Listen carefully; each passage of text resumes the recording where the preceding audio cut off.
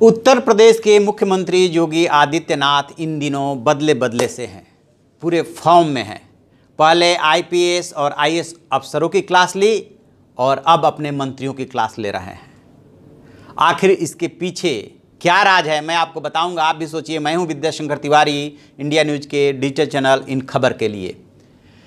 कहा यह जा रहा है कि जब अभी हाल में जब वाराणसी में प्रधानमंत्री नरेंद्र मोदी से उनकी मुलाकात हुई है, उसके बाद से वो काफ़ी फॉर्म में हैं और उन्होंने ये ठान लिया है कि जो आदेश दिया जा रहा है, ख़ास तौर से ब्यूरोक्रेसी की, लॉ एंड ऑर्डर उनकी टॉप प्रायोरिटी है और जो विकास की योजनाएं हैं वो तयशुदा तिथि पे शुरू होनी चाहिए। ये उन्होंने दो चीज़ों के लिए एकदम क्लियर कट कर दिया है।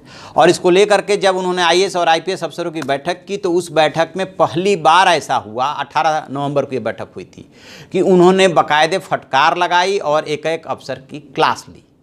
इसके बाद सत्ता के गलियारों में ये सवाल उठ रहा है कि आखिरकार योगी जी पहली बार, यानी कि 1.5 साल लगभग हो गए हैं उनको सत्ता में आए हुए, मुख्यमंत्री बने हुए, ऐसा उनका रुख और ऐसा अवतार पहले नहीं दिखा था कि इतने सख्त हो गए हों। इसी में दूसरा घटनाक्रम क्या हुआ कि 20 नवंबर को उन्होंने अपने मंत्रियों की बैठक बुलाई।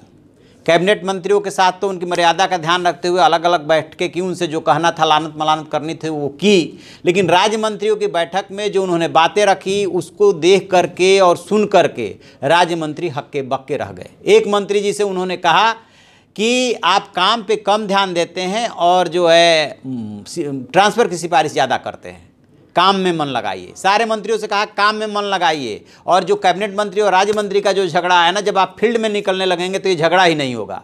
इसके बाद एक मंत्री की उन्होंने पोल ये कह करके खोली कि आप जो बात कर रहे हैं वो आपकी रिकॉर्डिंग हमारे पास है और आप गलत काम के लिए सिफारिश कर रहे थे। तो इसके बाद मंत्रीगण जो है ये सोचने के लिए मजबूर हो गए हैं कि आखिरकार जब हम आपस में बात करते हैं या मुख्यमंत्री से बात करते हैं या मुख्यमंत्री के ऑफिस में बात करते हैं या XYZ आपस में बात करते हैं, तो उन्होंने साफ साफ हिदायत दी कि आप मर्यादा का और बातचीत का फ़ोन पे जब भी बात करें ध्यान रखें कि आपकी बात रिकॉर्ड भी हो सकती है, वो तिल का ताड़ भी बन सकता है। एक मंत्री, जब आपको याद होगा, जब लखनऊ में विवेक तिवारी हत्याकांड हुआ था तो उन्होंने कहा था कि यदि रात को निकलेंगे तो गोली लग सकती है। उसको लेकर के उन्होंने उनकी काफ़ी खिंचाई की। उन्होंने कहा कि आपको ऐसा बयान देना ही नहीं चाहिए, ऐसे कैसे पुलिस किसी को गोली मार देगी। लॉ एंड ऑर्डर एक अलग चीज़ है, लेकिन ऐसे कैसे किसी को, इससे आम जनता में क्या आप इंप्रेशन देना चाहते हैं। तो जो खबरें आ रही है उसके मुताबिक योगी जी काफ़ी सख्त हो गए हैं, राज्य मंत्रियों को हिदायत दी है, अफसरों को हिदायत दी। बताते ये है कि दिल्ली से सटे एक ज़िले के कप्तान को उन्होंने 5 मिनट तक उनकी क्लास ली कि क्या हो रहा है ज़िले में। तो इस तरह से उन्होंने अपनी पूरे शासन प्रशासन की चूड़ियाँ कस दी है। मंत्रियों को साफ साफ बोला है कि बेलगाम होकर के मत बोला कीजिए, चुनाव नज़दीक है, सारी चीज़ों का ध्यान रखिए। जो मंत्री, जो सहयोगी दल के मंत्री हैं जो बेलगाम होकर के बोल रहे हैं, उनके लिए जब वो बोल चुके हैं कि उनकी बातों पे ध्यान देने की ज़रूरत नहीं। आप समझ रहे होंगे मैं ओम प्रकाश राजभर की बात कर रहा हूँ।